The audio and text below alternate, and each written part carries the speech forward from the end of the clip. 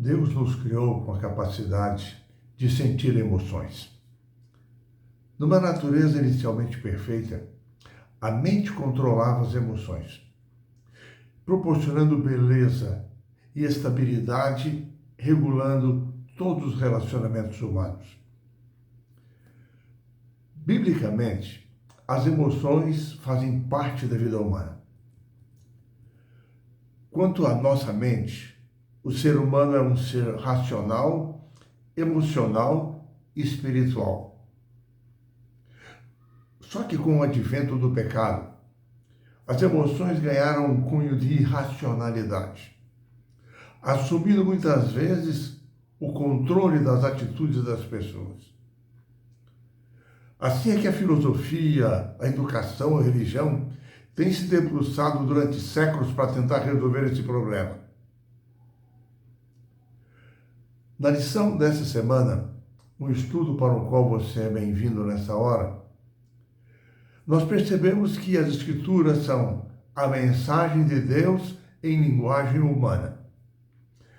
E assim, para tornar Deus mais compreensível para nós, Ele nos é apresentado como tendo emoções. Só que suas emoções não têm as características das emoções humanas. Quais são as diferenças entre as emoções divinas e as emoções humanas? Em primeiro lugar, Deus é perfeito em seu caráter. Ele é amor, verdade e justiça. Em segundo lugar, a sua cosmovisão, a sua perspectiva é perfeita, ampla, porque ele é onisciente, ele vê o futuro desde o presente momento. Em terceiro lugar, as suas atitudes, as atitudes de Deus são regidas pelo seu caráter. Assim, o seu caráter controla as suas emoções. No caso das emoções humanas, elas são diferentes das emoções de Deus, porque as nossas emoções se caracterizam, primeiro, nós temos um caráter imperfeito, manchado pelo pecado.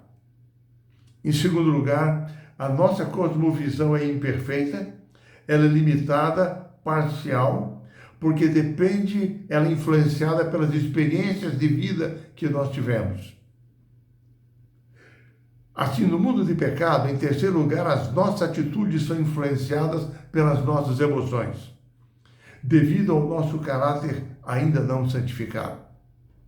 Por isso, as emoções de Deus, elas não são exatamente como as nossas.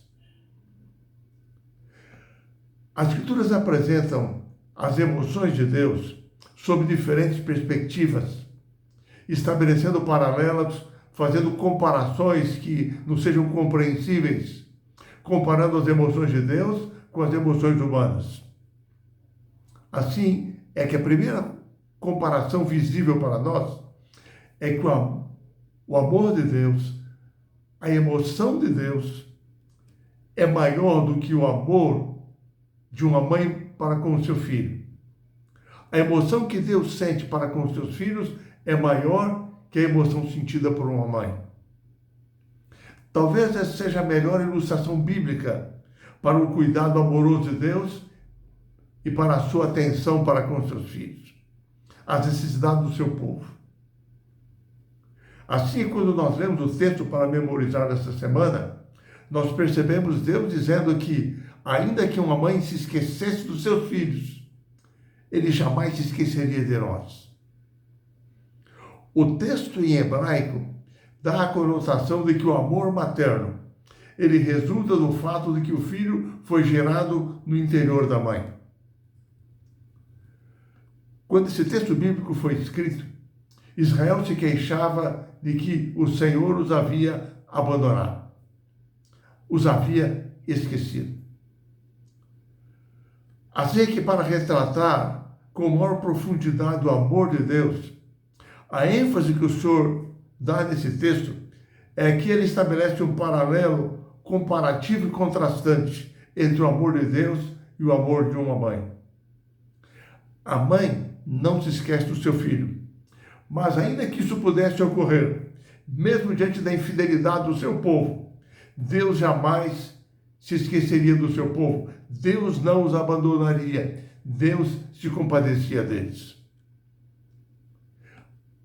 O segundo quadro, a segunda comparação que nós encontramos nas Escrituras entre as emoções de Deus e as nossas, é que o amor de Deus é angustiante como o coração, como o amor de um pai, que carregou seus filhos nos braços, que o ensinou a andar, que tratou dele, que o curou com laços de amor, que o alimentou, o viu crescer.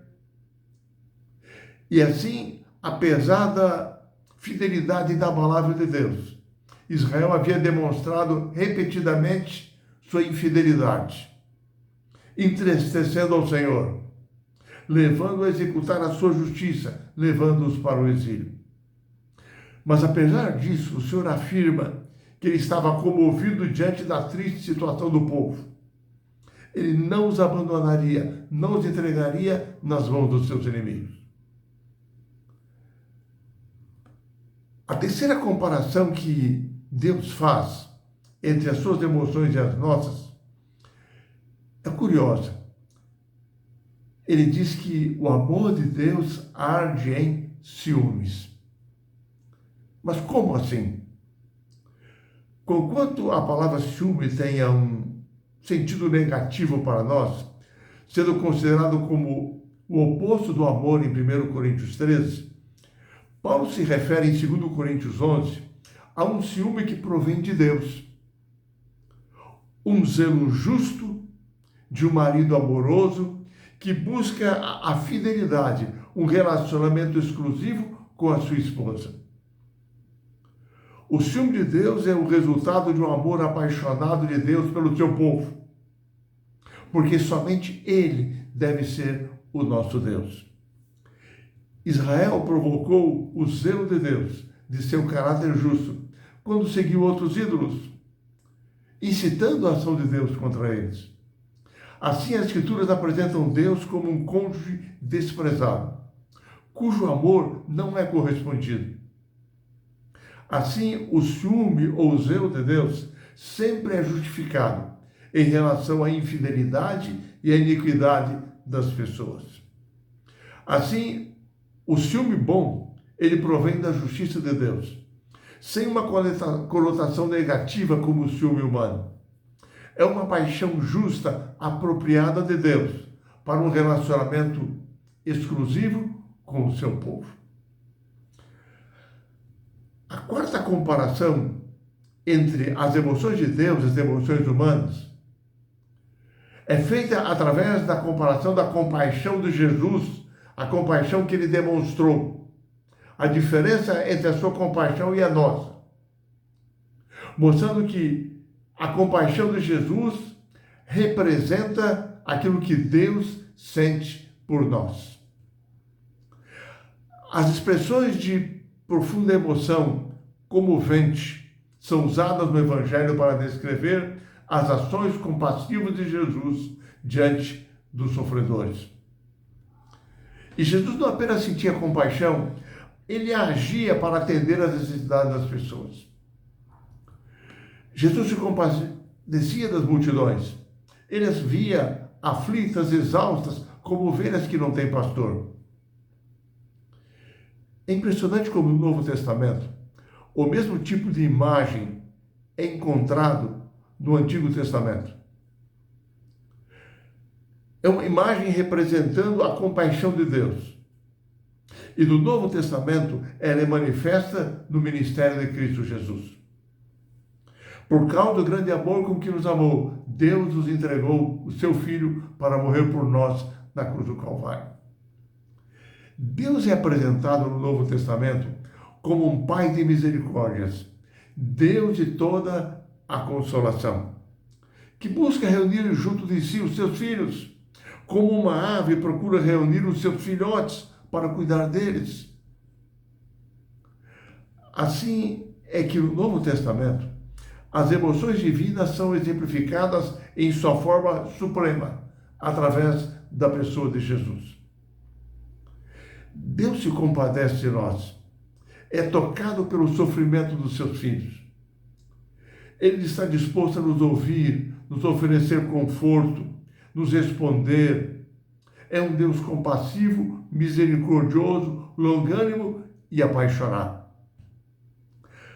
A lição do seu desfecho dessa semana, ela chama a nossa atenção para aquilo que Paulo escreveu em 1 Coríntios capítulo 13, quando ele apresenta as características do amor de Deus, que devem frutificar no coração daqueles que amam a Cristo e são redimidos por Ele.